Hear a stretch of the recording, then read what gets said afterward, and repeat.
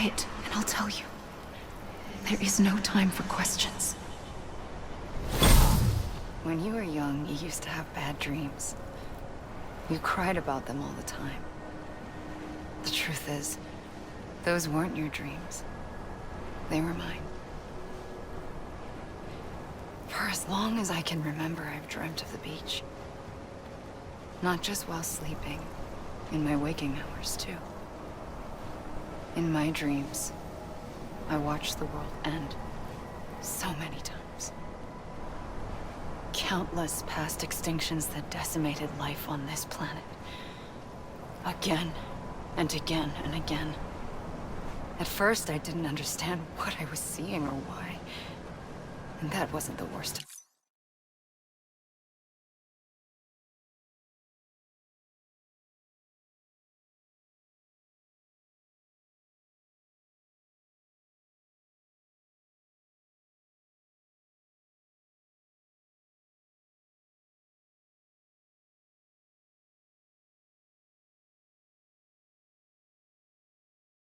Of it.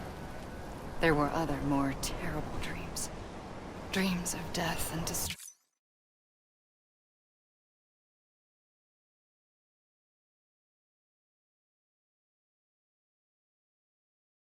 destruction. Of a massive extinction to come. Like this one. And I would always be the one to end it all. To bring about the last stranding. As I have today.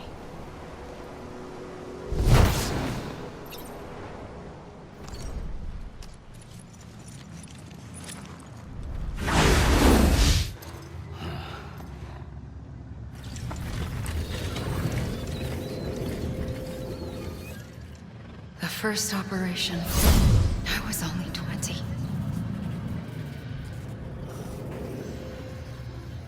I opened my eyes and found myself on the beach.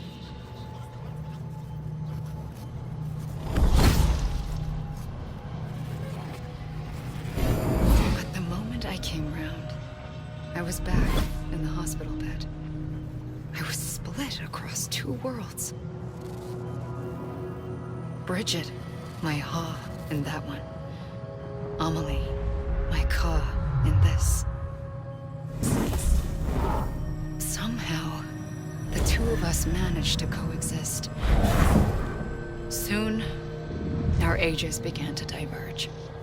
Only Bridget's body got older, while the beach kept Amelie's the same. So I came up with a story. I told people that Amelie was my daughter. A daughter with a debilitating condition and an absent father. Look.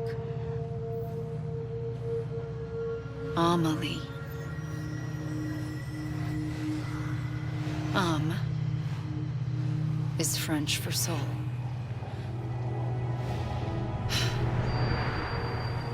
A soul that's a lie.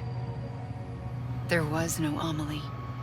Only me and the beach. I thought it was a curse in the beginning. But later, I started thinking, maybe I can use this. I tried to find out more about the beach.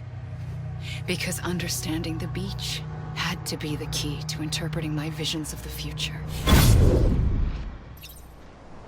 Into the world of the dead, which meant that somewhere out beyond it were the memories of time itself, including those of every organism that had ever lived.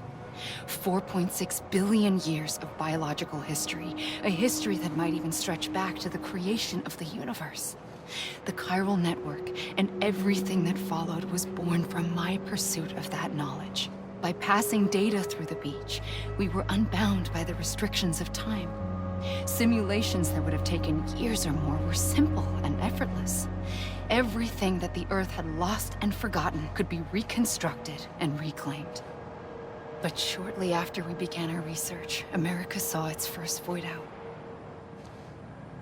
I thought I was running out of time, that my nightmares were becoming a reality. So I raced to complete the chiral network as quickly as possible. The past held all the answers. If only I could find a way to piece them together.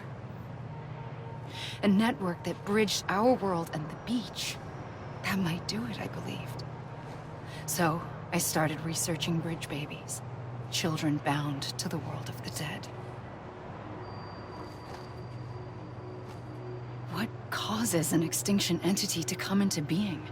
What was the reason for the previous 5 mass extinctions? The answers to those questions would tell me how to stop the 6th. I founded bridges, more determined than ever to build a chiral network that would cover all of America. But the longer I fought my war against the inevitable, the weaker I became. My Ha had cancer. The beach's punishment, maybe, for not playing along like a good little EE. And then, just like that, my Ha was gone. I couldn't finish what I'd started. So, I asked you to do it for me. And you did.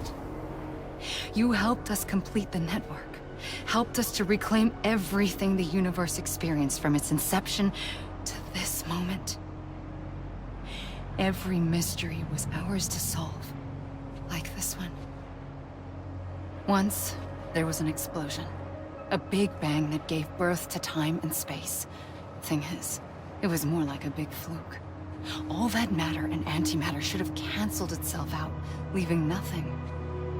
But somehow a tiny speck of matter survived. Just enough. Enough to make this world and everything in it. A world that shouldn't be, a world out of balance. Order inevitably gives way to chaos. Everything that lives must inevitably die. It's like the universe is trying to return us to the nothing we came from. Maybe the Big Five were its best attempts to finish us off.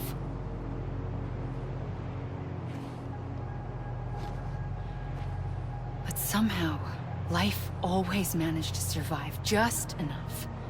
Enough to thumb its nose at the will of the cosmos.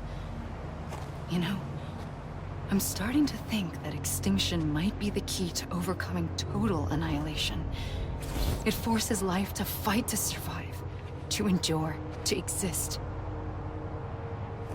That's why the Big Five ultimately rekindled life instead of extinguishing it. From the ashes of the dead rise the living. Stronger and wiser. Inheritors of the legacy of existence itself. They defy the universe and refuse to surrender. They say, we're just getting started. Extinction is an opportunity.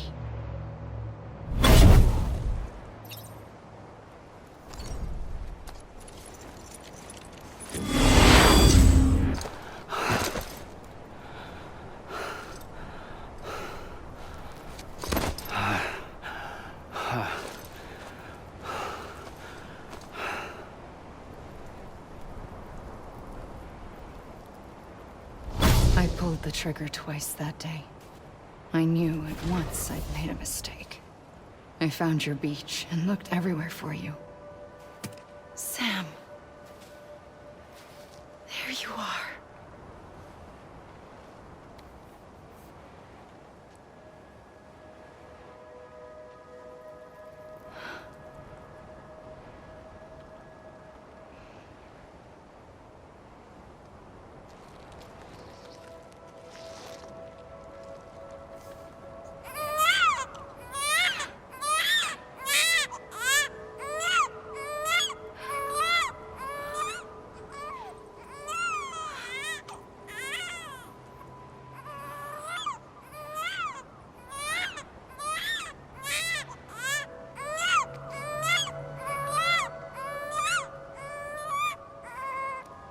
You want to go home?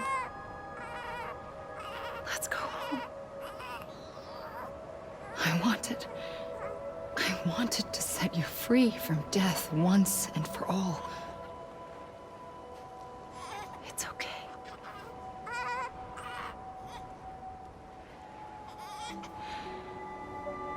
I know the way.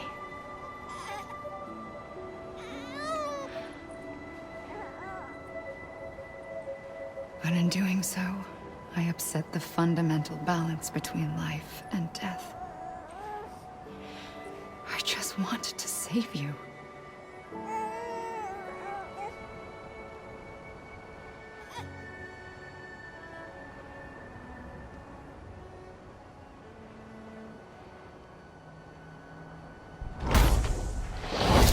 I am an extinction entity. It's my fate to lead our species to extinction. But that moment, you became part of that fate. You became a repatriate, and dooms started spreading my nightmares to others throughout the world. It was me that got you and everyone with dooms into this. Not long after, the Death Stranding occurred. The dead clung to our world, and BTs used my beach to cross over and devour them, triggering more void outs. A catalyst that would set the world on a path to extinction. It was my duty to serve as a sacrifice, to wait and watch it unfold from this beach. That, or hasten the last stranding and end this slow death. Given these, my only options, I chose to end it quickly.